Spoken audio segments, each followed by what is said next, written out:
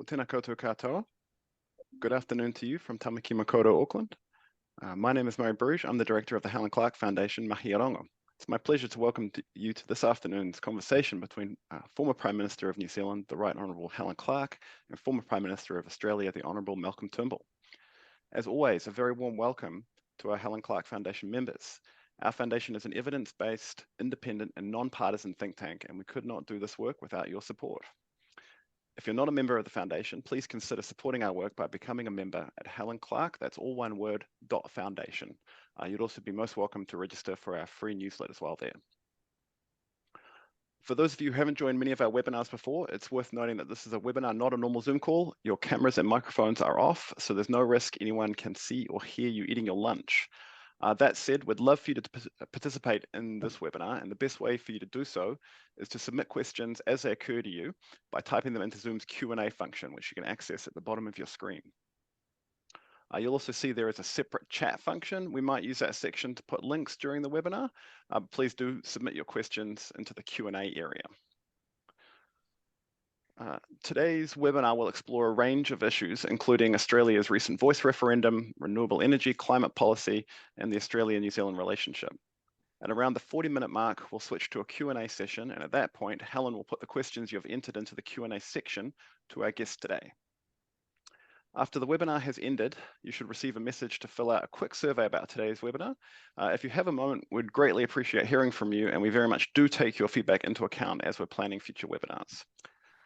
That's it for admin. I'll now introduce our guest today before handing over to Helen. The Honourable Malcolm Turnbull was Australia's 29th Prime Minister, serving between 2015 and 2018. Before entering politics, Mr. Turnbull had international careers in law, business and the media. As Prime Minister, he reformed Australia's personal income tax, education and childcare systems, oversaw the legalisation of same-sex marriage, and announced the construction of Snowy Hydro 2.0, the biggest pumped hydro scheme in the Southern Hemisphere. Mr. Turnbull also embarked on the largest peacetime investment in Australian defence capabilities and set out Australia's first national cybersecurity strategy. Globally, Mr. Turnbull played a leading role in reviving the Trans-Pacific Partnership, now called the CPTPP, after the United States withdrew. Both before and after his political career, Mr. Turnbull has been a successful venture capitalist, co-founding Oz Email Limited, the first Australian tech company to be listed on the NASDAQ. Since leaving politics, he has resumed his business career with interests in technology, hydropower, and green hydrogen, as well as hosting an excellent podcast series on defending democracy. We're very pleased to have you join us live from Sydney today, Mr. Turnbull, and over to you, Helen. Well, thank you, Murray. Thank you, Malcolm, for being with us. In fact, a real personal pleasure to have Malcolm on our webinar series. We go back close to 3 decades when I was leader of the opposition, and I visited Malcolm on a official mission to Australia when he was the leader of the Australian Republican movement, still a cause being aspired to, obviously, by many in Australia, if not here. So Malcolm, as you heard from Murray's introduction last night, is involved in many things post-politics, as many of us tend to be, and a lot of them are of huge interest to us, Malcolm. So we're going to tap into your current perspectives and experiences, because we like to bring great international views to a New Zealand audience. And I thought, just to get the ball rolling, we'd start with how you're seeing the global trends that you're following at the moment, and what do you think is most likely of these to be impacting on our part of the world for next year? What have we got to look forward to, or what are the challenges we're going to have to be tackling or continuing to tackle as we end this rather tumultuous year and go into 2024? Over to you, Malcolm. Wow, Helen, look, thank you so much, and thanks, Murray, for the very kind introduction. It's great to see you again. Of course, we've seen each other over the years since we first met in my office in Sydney in the early 90s, but it's good. It's lovely to be talking with you. Okay, well, big trends. I mean, there are so many. I guess the big overarching existential threat is global warming. In a sense, it doesn't matter what people say. or believe or think about global warming. It's an inexorable consequence of physics.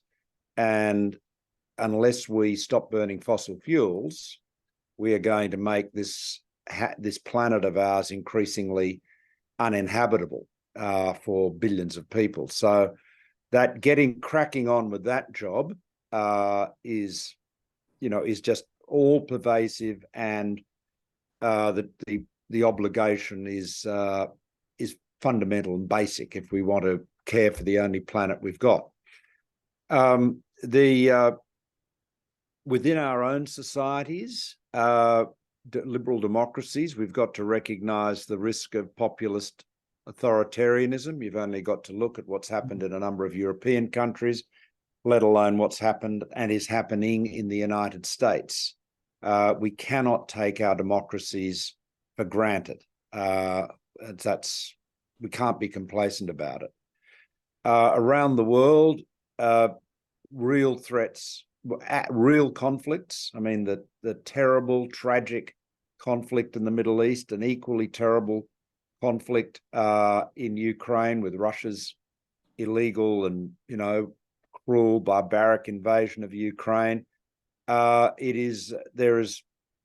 are risks abound. And of course, in our own region, there is always that looming risk of a conflict with China, particularly if Xi Jinping decides that he wants to, forcibly incorporate Taiwan into the People's Republic of China, and whether that could lead to a nuclear war. You don't know.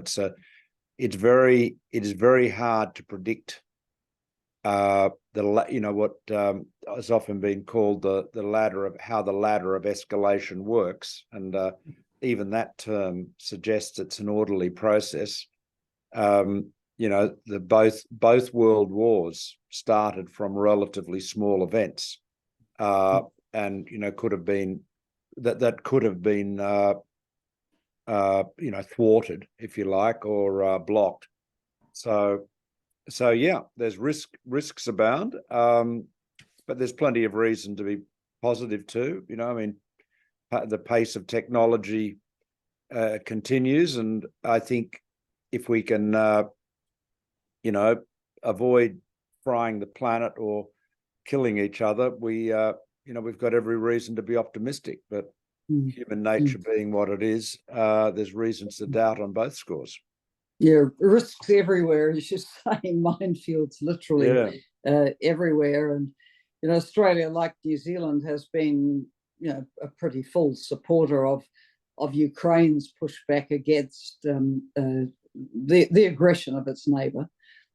But one of the prospects often, sort of in the ether there is there's a nuclear power which has attacked Ukraine, and that doomsday clock that hovers close to midnight remains a worry, does it not? It sure does, yeah, absolutely. So plenty there in the global scene of concern. Now, just perhaps, picking up the first of the points you made about the climate change issues, the climate crisis issues.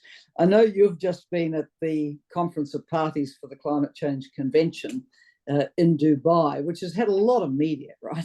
It hasn't gone without notice that the president of the COP is the head of the national oil company for Abu Dhabi, and there's been a lot of debate about his level of commitment to a COP where fossil fuels are targeted.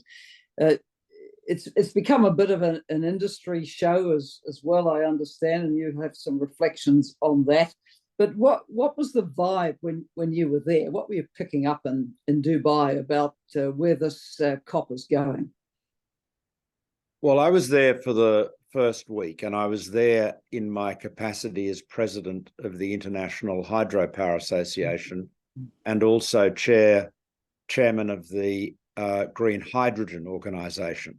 So the IHA is, a long-standing industry group representing hydropower pretty much in every jurisdiction around the world. And the Green Hydrogen Organisation was something that Andrew Forrest and I set up a few years ago as a group, a global advocacy group, to basically make the case that says, you know, the only hydrogen we should be using in the new clean economy is that which is made by electrolyzing water with renewable electricity. You know, there's the fossil fuel lobby are keen to keep making hydrogen in the same way, which is was using methane, which is CH4, what they call steam reformation of methane, which is a process that's, you know, been around for a long time, but it results in massive emissions of CO2. And what the fossil fuel lobby have been arguing is to say, oh, well, don't worry, we'll capture the CO2 and sequester it. Now,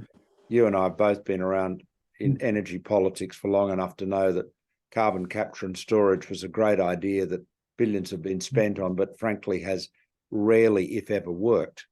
And so, you know, we call out, you know, BS to that and say, let's just focus on making hydrogen in a way that we know is not going to add to our greenhouse gas problems.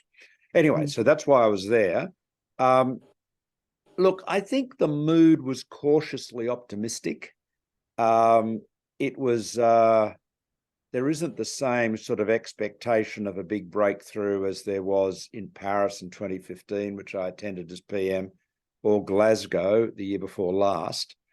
And you're right, it has become a big trade show. I mean, is that a bad thing? I don't know. I think one of the good things is just the scale of the renewable transition. You know, the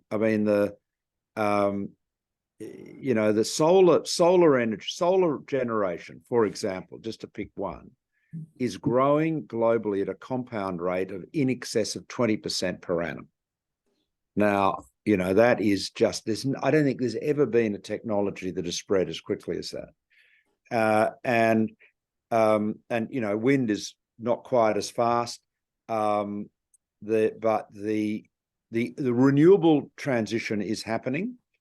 It's happening faster in China than anywhere else, but you know, there's reasons for that. But I think the fundamental question, and this is a point Andrew Forrest has been making there, is, are you going to commit to phasing out fossil fuels? I mean, ultimately, you know, we're in a sort of, you know, I mean, we're a bit like the alcoholic, you know, who is confronted with the reality that he has to stop drinking alcohol. You know, ultimately, you know, he's got to the point, you know, where some people do, where that's the only alternative. Now, we're at that point where we've just got to give it up. We've got to stop burning fossil fuels. There's a bunch of other things we've got to do too. But the one thing we've got to do is stop burning fossil fuels. And the interesting thing, Helen, is that we have the means to do it.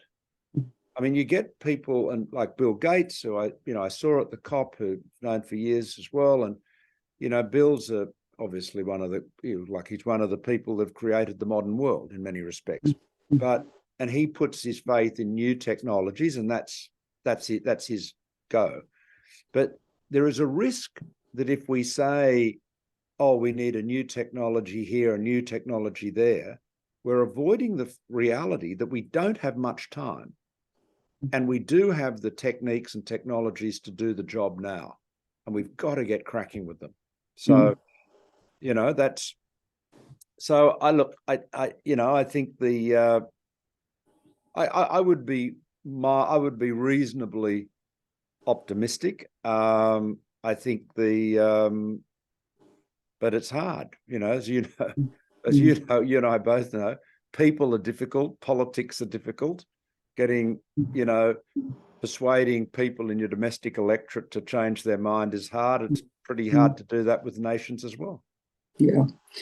Yes, the whole just transition issue. And I guess for Australia, you know, you have this vast coal industry. And while it's not, you know, the labour intensive industry it once was, nonetheless, there's a transition which impacts on jobs and somehow there has to be a strategy around that. But I think everything you've said, Malcolm, is music to our ears. Obviously, New Zealand has a big backbone of hydropower, and I understand that the International Hydropower Association today is talking about a much more environmentally aware hydropower development than was the case when New Zealand dammed, so many wild rivers and changed them substantially. Also on green hydrogen, the very first report our foundation produced with our foundation director was on green hydrogen and the possibilities for New Zealand. If you've got a lot of hydropower, then you can do a lot of green hydrogen. So this is all very exciting. I think on the cautious optimism about the COP, this was the first year that they held a health day, a health and climate day, and the issues are just huge. The health risks from what's happening to our climate. So that was positive. It allowed an airing of issues which hadn't had sufficient airing before. But as you say, in the end, we have to stop burning fossil fuel, and industry is fighting that. That part of industry had a big presence there. On the other hand, the people committed to renewables had a significant presence as well. So hopefully that balanced out somewhere. But if we went from there to how is Australia going to cope with its energy mix in the foreseeable future? I know your government's still under pressure to permit new coal mines. Is there? I mean, you must, with your level of optimism and what you know, be optimistic about Australia being able to make the transition, even though it's coming from, if you like, a low base with the big coal dependence. Right. Well, yeah, good. I agree. Let me unpack this a bit. You're right. We do have a big fossil fuel export sector, both coal and gas and natural gas. The viability of those industries depends, on there being demand for those products. And so, the reality is the success of the Australian coal export sector is not going to be decided in Canberra. It'll be decided in international markets. And as other countries decarbonise, the demand for our coal and gas will decline. There is a tendency for people to think that change is linear, in the sense that you might say, well, here we are in 2023, let's say by 2050, we accept there won't be any coal going out. And so we draw a nice smooth curve from now to 2050. In fact, change tends to be much, much more jagged. And, you can get, you might get periods where exports increase and then suddenly they fall off a cliff. The energy transition is happening, and it is going to mean the end of our coal and gas exports, and we should welcome that, because if they don't end, we won't have much of a planet or much of a climate we want to live in. Now, can you do it without fossils? The answer is the absolutely can. I mean, Australia is blessed with a big country. I mean, New Zealand's not as big, but it's still got plenty of real estate and plenty of different topology. So both our countries have got plenty of opportunity for solar and for wind. And what will happen in the clean energy world is that most of your primary generation will be from solar and wind. Hydro will increasingly be used as a firming source of energy. And so this is I'm just talking now about hydro generically. So if you take the hydro you have in New Zealand, where you've got a lot of it, and it's running, much of it's running 24/7 to provide the electricity you need. As you move to more wind and more solar, you can then just use that hydro more sparingly and use it when the sun's not blowing and the sun's not shining and the wind's not blowing. Now, in Australia, we are a big, flat, dry country. We don't have the hills you have. We don't have the, we don't like well, to give you an idea of how flat we are, the Murray River, which, as you know, is our longest. If you go from the dam at Albury, which is in the foot of the Great Dividing Range, all the way down to South Australia, the river runs for about 2,600 linear kilometres, and the drop in elevation is less than 200 metres in that whole distance. So it's just, there'd be billiard tables that could be steeper than that, right? So so what that means is that we don't have a lot of, what hydro we've got, pretty much we've exploited. The opportunity we have is with pumped hydro. And that's really interesting and exciting. And I don't think the debate in New Zealand, based on the discussions I had with the previous government, I don't think people have actually got their head around what an opportunity it is. And let me explain. When we think of hydro, we think of damming rivers, as you said, flooding valleys, environmental damage, and you're absolutely right. The IHA, has a whole sustainability standard, and we work. We have an independent organisation that gives essentially a sustainability rating to new projects. But with pumped hydro, you don't need a lot of water or a lot of land. And I'll just give you an example. There's one project I'm working on with my own renewables company in Australia at the moment, which will generate 700 megawatts for 10 hours. Now that's a hell of a battery. I think you'd agree. It involves an upper reservoir built 400 meters above the lower reservoir, which is 8 million cubic meters, so 8 billion liters. 8 million cubic meters is 40 hectares at an average depth of 20 meters. Now, 40 hectares is not obviously an urban, like the footprint of your house in the suburbs in a city, but it's not a huge amount of land. It's, it's a bit over 100 acres. And so that relatively small amount of water and relatively small amount of real estate can provide enormous storage. I got interested in all of this stuff in 2016. Got keenly interested. I'd always been interested in it, but got keenly interested in 2016 when I was PM, and we got a scientist at the ANU called Andrew Blakers to do effectively what was an atlas of Australia and then a global atlas of pumped hydro opportunities. And so these are areas where you've got access to water, differing to, obviously the right elevation differences, not in national parks or World Heritage areas, et cetera. And there are just tens and tens of thousands of locations. So you can actually, you can very readily say, we'll have lots and lots of solar, we'll have as much wind as, we can build and, the community will accept. And then we just work out how much pumped hydro we need for longer durations and batteries for short durations. And there you are, you've got it licked. And it's not rocket science, but you do have to get on and build it. As I've always said, Moore's law does not apply to digging holes. So, you have to actually have to do the work.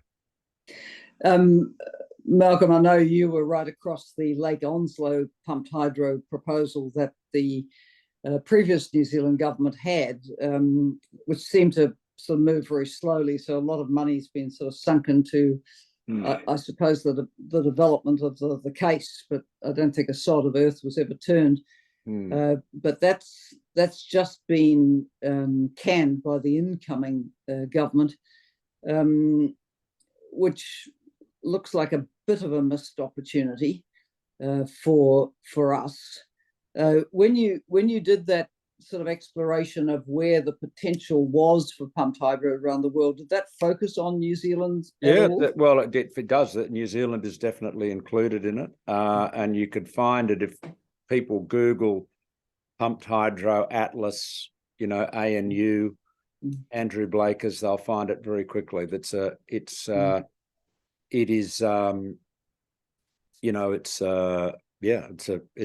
global resource. I think the critical things that make,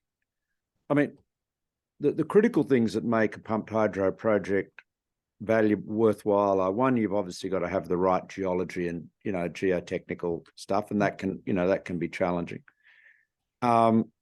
You can, if you've got two existing dams that are reasonably close to each other at differing elevations, you can connect them.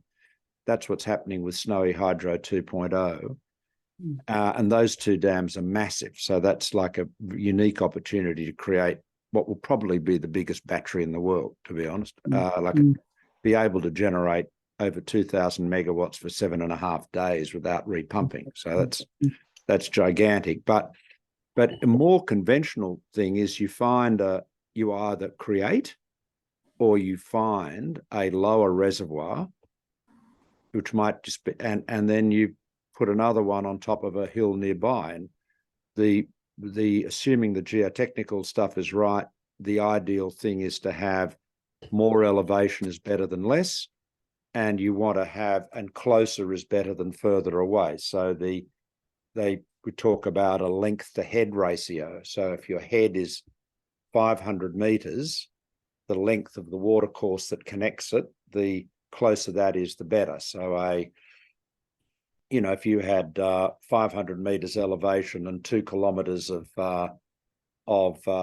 watercourse, that would be 4 to 1. That'd be cracking site. But you don't want to be more than 10 to 1. And that's this is just I'm just giving kind of nuts and bolts economics of it. There are some really good there's some really good New Zealand engineers in the pumped hydro area, by the way. In fact, one of them I met who does a lot of work in the UK, a guy called Craig Scott, who works for a company called Stantec.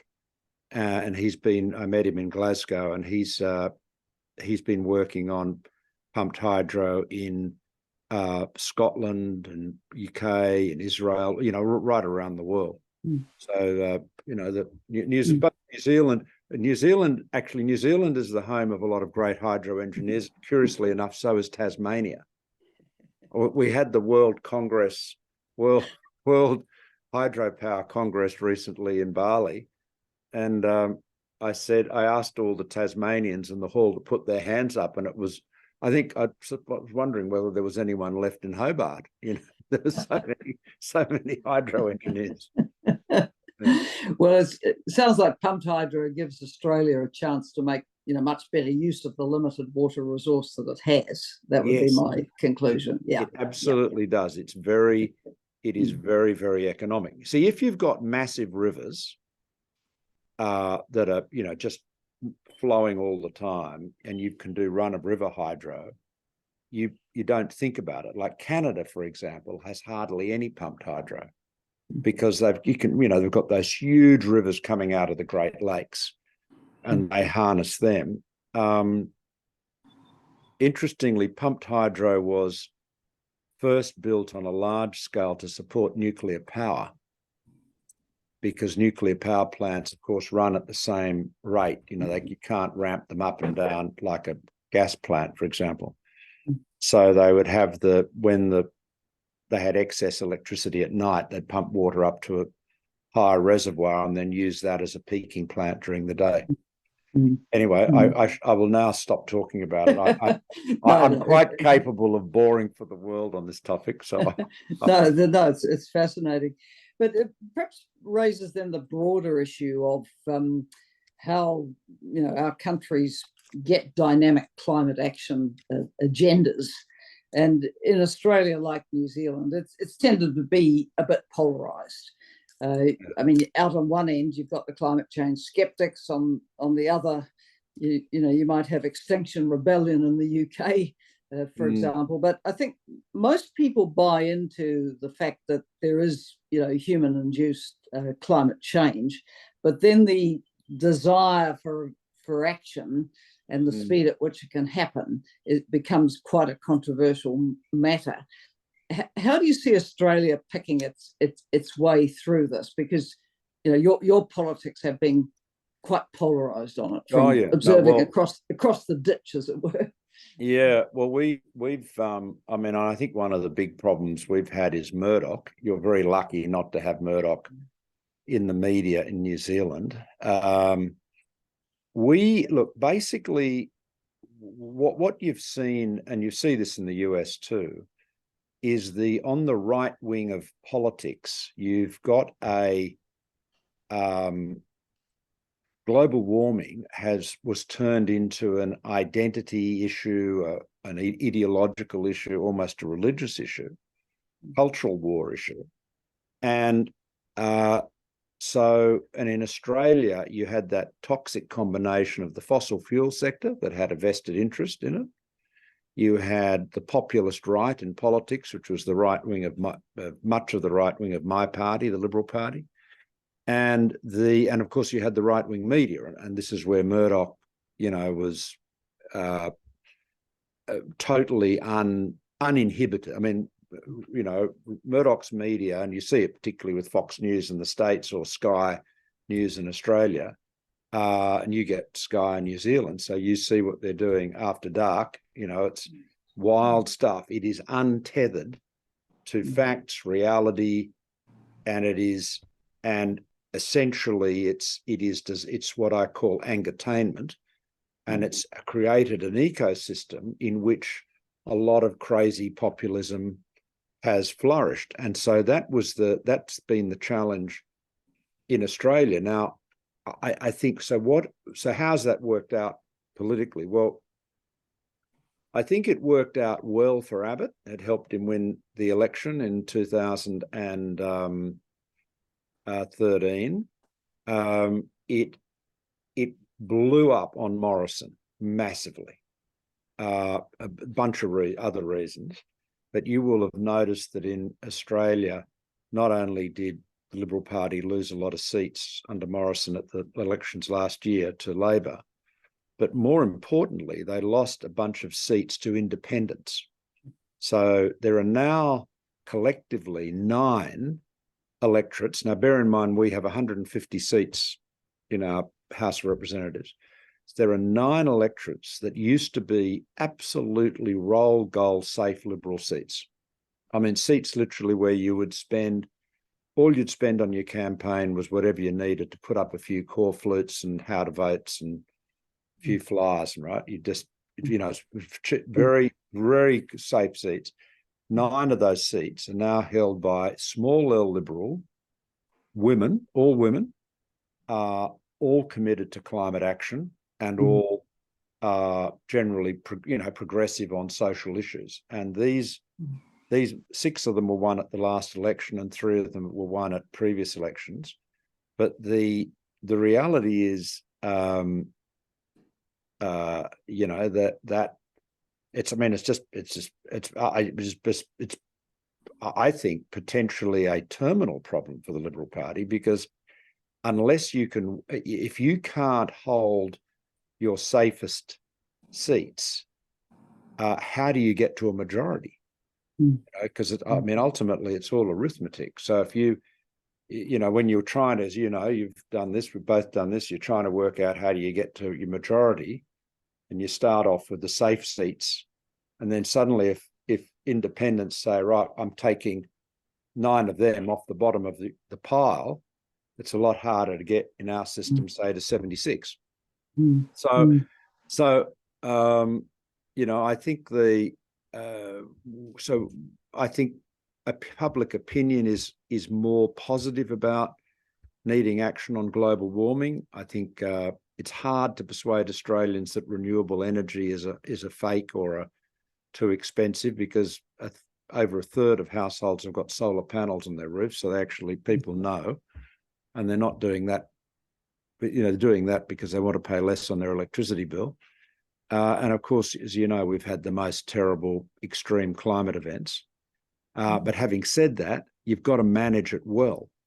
And my big concern is that we're not we're not doing enough in the long duration storage area. So, you know, I would be saying to your new Prime Minister, you know, regardless of your views on global warming, if you think you're going to move to having more solar and more wind, which is inevitable, then you're going to need more storage. And one of the best ways to do that, unless you want to spend a lot of money on buying batteries from China or America, best way to do that is to have pumped hydro. Now, whether Onslow's the best location, I don't know. You know, but you know, all you need is a hole on the bottom of a hill and a hole on the top of the hill. You know? Simple.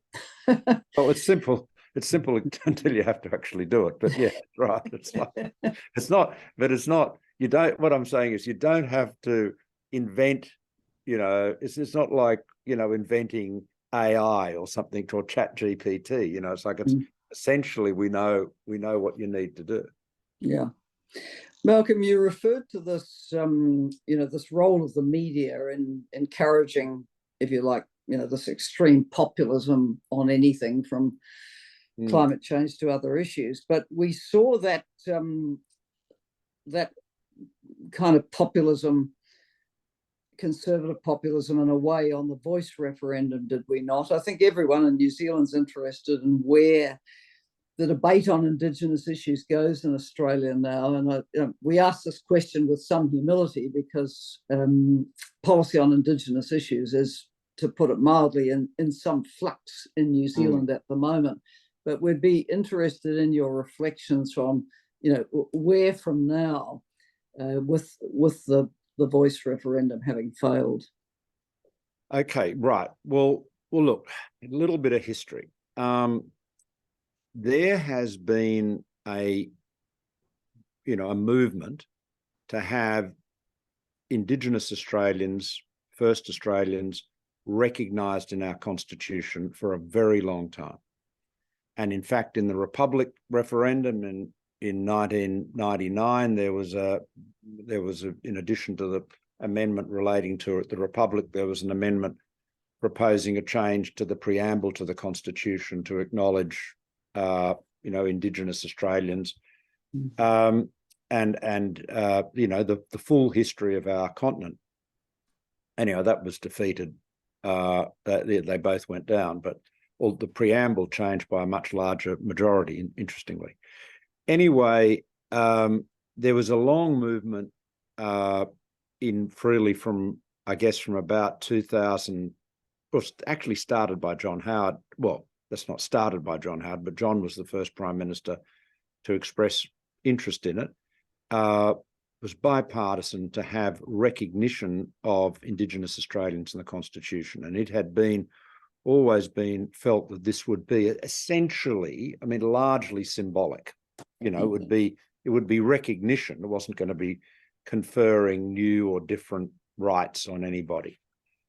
And then in about 2016, there was a process going on that had been set up.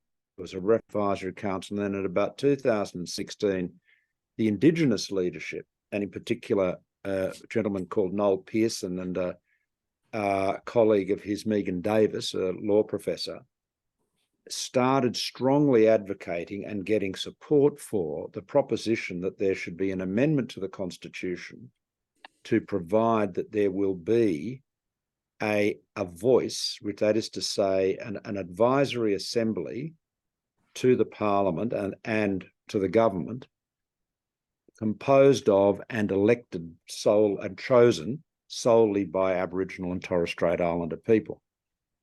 And that required a lot of support from the Indigenous mob. Now, I was PM at the time, and my view was, and my cabinet's view was, firstly, we didn't think it was a good idea in principle, because we thought it was fine to have a voice, by the way. No one had any problems with that. And in fact, we were moving in that direction anyway.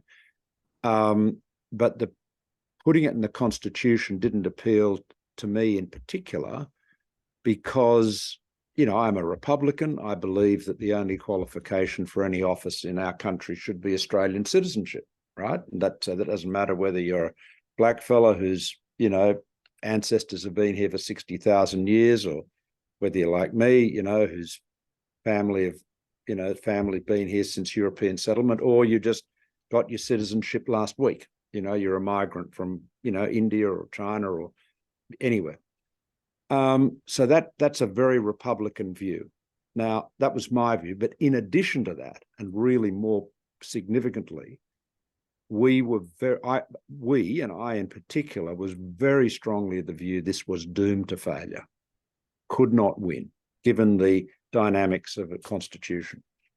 Anyway, what happened was, time went on, there was polling that was generally indicated a degree of support, but it was polling into a vacuum, and you know how dangerous that is. When you go asking people opinions about issues that haven't properly been debated, pointless. Anyway, the Labor Party basically got persuaded that they should support it and put it up to a referendum, obviously appealed to the Labor left in particular, and the referendum was held. Now, once Albo committed himself to doing that, Lucy and I supported the referendum because, while I didn't, I had my reservations about it, I thought it was going to be a lot worse if it went down than if it got up.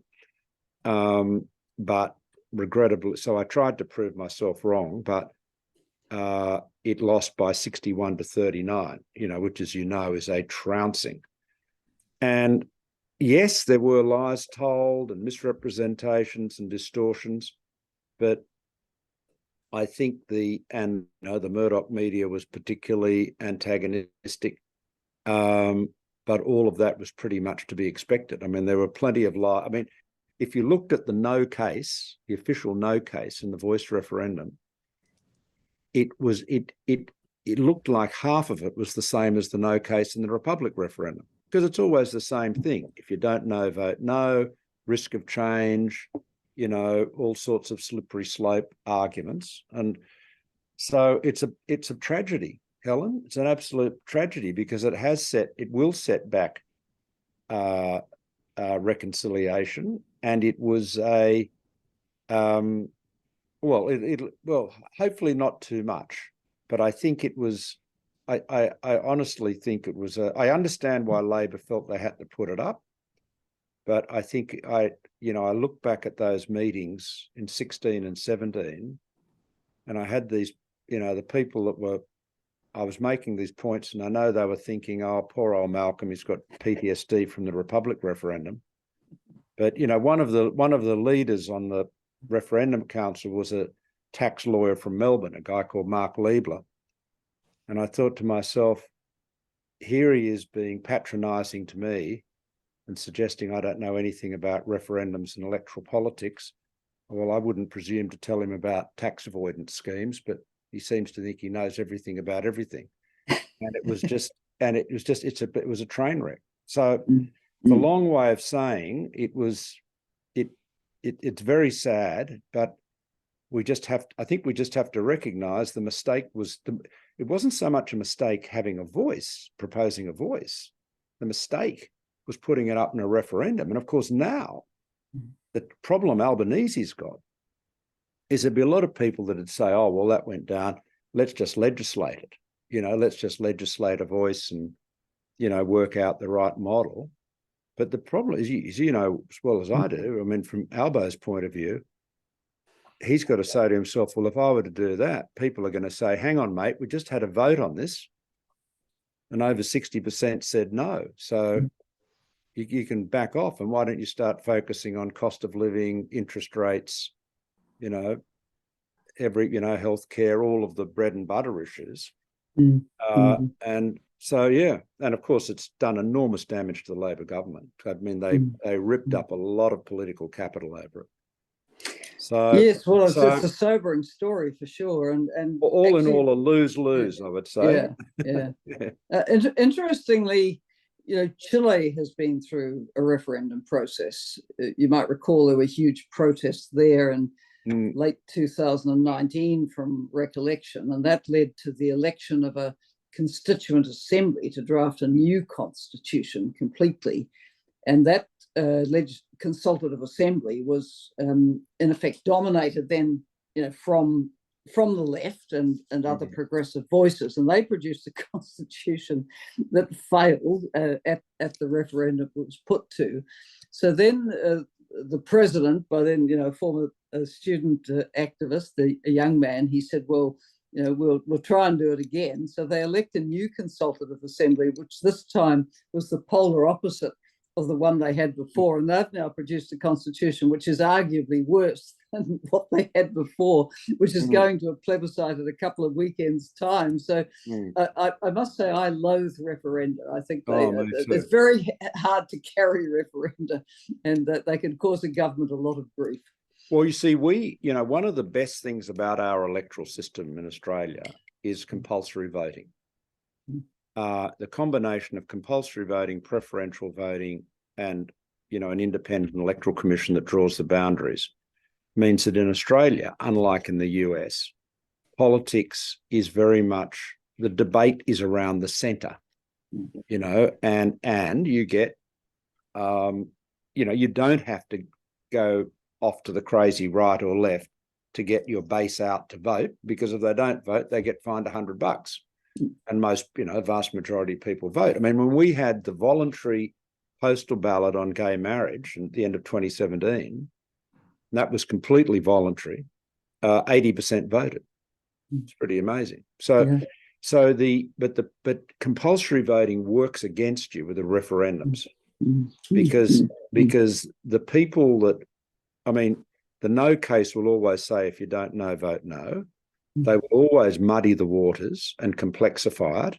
And there will always be people who, for whatever reason, busy with their families, jobs, more interested in the football or whatever, will not have paid attention. And then you say to them, righto, get off the couch, mate, down to the polling station, and you've got to vote. And they go, oh, God, I don't understand this. Oh, easier just to vote no. Yeah.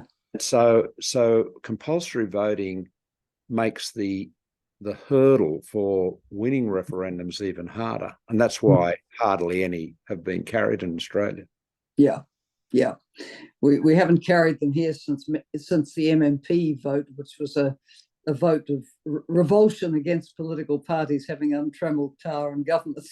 Now, Helen, can I just make an observation? As you know, I've been an admirer of visitor to New Zealand for pretty much all my life. In fact, my mother lived in New Zealand in the 60s, and I used to go and visit her there. So I go back a long way. I've never met a New Zealander who admits to having voted for MMP, but there must have been a majority. It was a narrow majority. I mean, the majority on the indicative referendum, when people were asked what change they wanted, that was huge. But when it came down to MMP versus the status quo, it kind of crept over the line, not by a large margin. And, every time there's a coalition that, let's say generates a few issues in debate, and the one we have now might well be one of them, the issue will come up again. Did we really need this? But, in the end, there was another referendum held on whether it needed to be changed, and people said, don't touch it. So I guess we have the system we have for better or worse, richer or poorer, as it were. Yeah, for sure. Malcolm, I can see we've got a few questions up here, and one we didn't get to, which I was going to ask you, which David Shand, well known in Australia as a former Auditor General at some point, I think. David asks, how can we Liberal Democrats, alarmed by the electoral rise of right-wing populism, what can we do to combat it, apart from wringing our hands? Is it a leadership, communication, or a policy gap, David asks? Well, I think it's all of those, but I think it's also a delivery issue. And in my own podcast, which Murray kindly referred to earlier, Defending Democracy, one of those, and they're all available. People can find them on their podcast app. In one of them, I chatted with Theresa May, former UK Prime Minister and long time actually university friend of mine. But Theresa made, in response to pretty much that question, she made the point that democracies have got to do a better job at delivering. And if you have a parliamentary democracy of the kind we, are used to and like, and, there is, dreadful economic inequality, people can't afford to buy a house, the healthcare system only works for the rich, the education system doesn't work for the, working people. If it's not working, then you open the way for a mountebank like a Trump to come in and say, only I can fix it, the strong man, so-called, and people who feel democracy, we've got to make sure democracy works and delivers. And so I think, one thing that, and this applies to both the left and the right, if you allow your agenda to be driven by media, particularly that entertainment media that makes its money out of riling people up, and you spend your time focusing on culture war issues, you overlook the basics, you leave yourself open to a wannabe strongman. So I think the answer to David's question is agree with everything the points he raised, except apart from wringing your hands. That's wring your hands if you like, but that's not going to do any good. But, advocacy, leadership, persuasion, but you've also got to deliver the goods. Yeah, accepted. Rosalind Noonan, the former Chief Human Rights Commissioner in New Zealand, asks Malcolm whether you'd care to comment on the conflicts in Myanmar and Afghanistan and the two raging wars involving external actors too, Ukraine and Palestine, Israel. Any reflections from them as an Australian leader? I mean, they're all very different.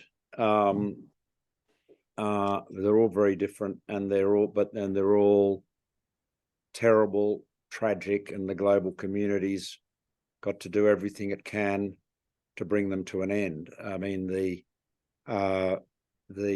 in a sense, the biggest of them in terms of troops, and resources is the Russian invasion of Ukraine. And in a sense, that is the one that is most readily resolved. I mean, that was a completely unforced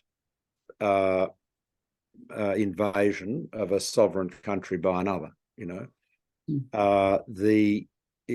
the Palestine, Israel, Gaza dimension, I mean, there's that overworked term, the cycle of violence, but you don't have to get into an argument about excusing or justifying one side. Obviously Israel, in terms of the terrible attack that Hamas made on Israel, the Israeli state had to respond. There's no, I mean, every country's obligation is to defend its own citizens. And if you attack a country, particularly in the way that Hamas did, they were inciting and inviting the invasion of Gaza that followed. I mean, you may have seen there was a statement by all the former Australian PMs except for Paul Keating, which made that point, that this was, what has happened in Gaza, what is the terrible costs that have been imposed on the Gazan population was Hamas's intention, in the same, I mean, it was the inevitable consequence of what they did. This is what they were seeking to provoke.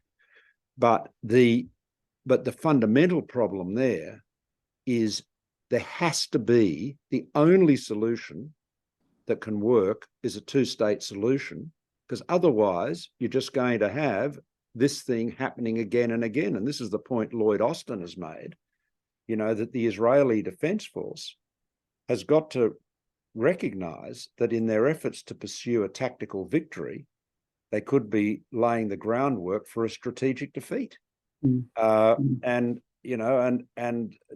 unfortunately, the politics in both certainly with Hamas and in, much of the Palestinian, point of view, and you can understand why that's the case, and ditto extreme views on among the Israeli side that are not reconciled to that. But what is the alternative? I mean, you can't just have a model that says where each side's model is one of constant war until one side is annihilated. Well, that's a catastrophe. You talked about Afghanistan. Well, I mean that again. Perhaps just leave that for a moment. But terrible, tragic outcome there that it is. But I think in Myanmar, the politics there are, and the animosities, the ethnic rivalries and animosities are so intense. It's tragic. I remember, anyway, I've had many discussions with, leaders from Myanmar, and including the former Prime Minister, and there are issues there that I think, from our perspective in New Zealand and Australia, I just don't know. I don't know whether we've got enough insight to really understand them, but it's hard to see what a solution is, other than saying to people, you've got to, learn to live with each other. And I mean, one of the things I often reflect on, Helen, which I'm really interested what your thoughts would be on this, is, we live in an era where human technology is more advanced than it's ever been, and you could say human knowledge is more advanced, tech is more advanced, medicine, everything's more advanced. But it does seem to me that we are less tolerant of each other and less respectful of each other and less able to live with people of different races and backgrounds than we were in the past. I mean, if you look at the Middle East, there are so many parts of the Middle East and, great communities that used to be polyglot, used to be multi-ethnic, multi-religious. I mean, if you look at the, great, even cities like Istanbul or Constantinople, Beirut, Alexandria, all through that part of the world, it was much more diverse than it is today, and the animosities seem to be so much greater. And you can make that point in a lot of other parts of the world. So why is it that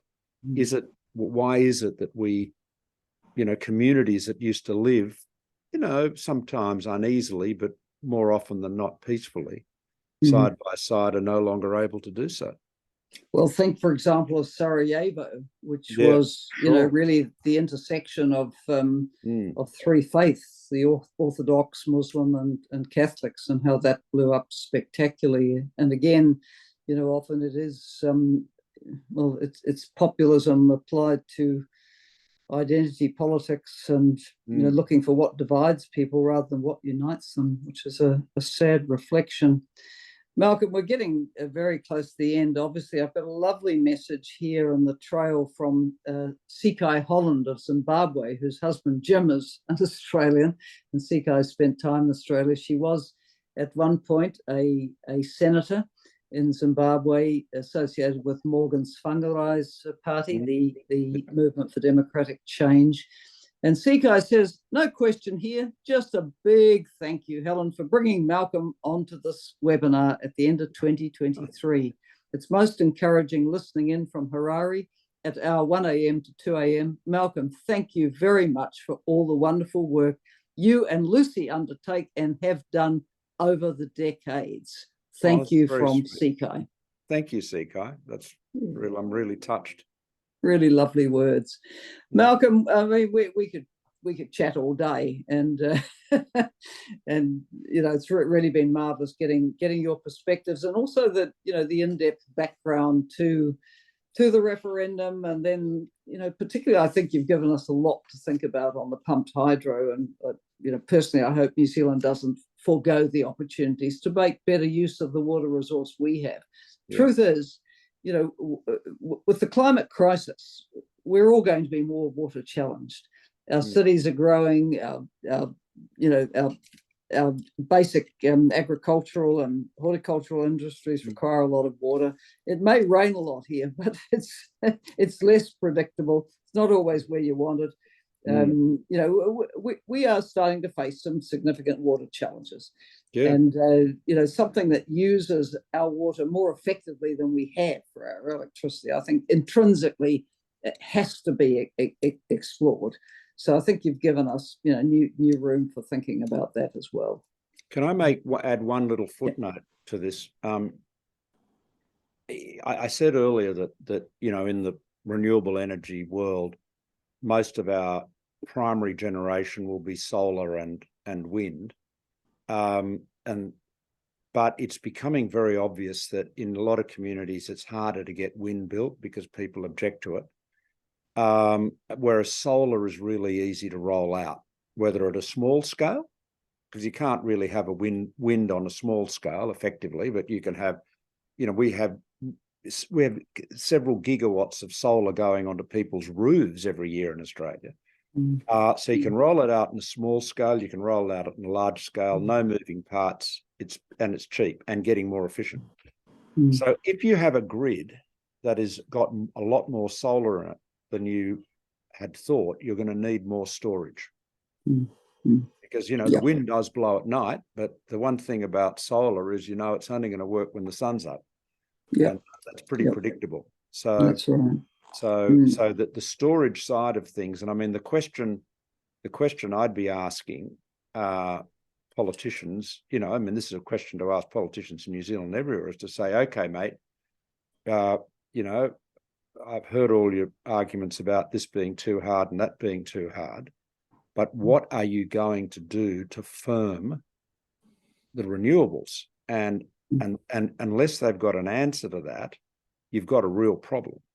And you get people who'll say, "Oh, we should have nuclear power." Well, whether you think nuclear power is good or bad or affordable or unaffordable, it doesn't firm renewables, because you firm renewables with something that's flexible.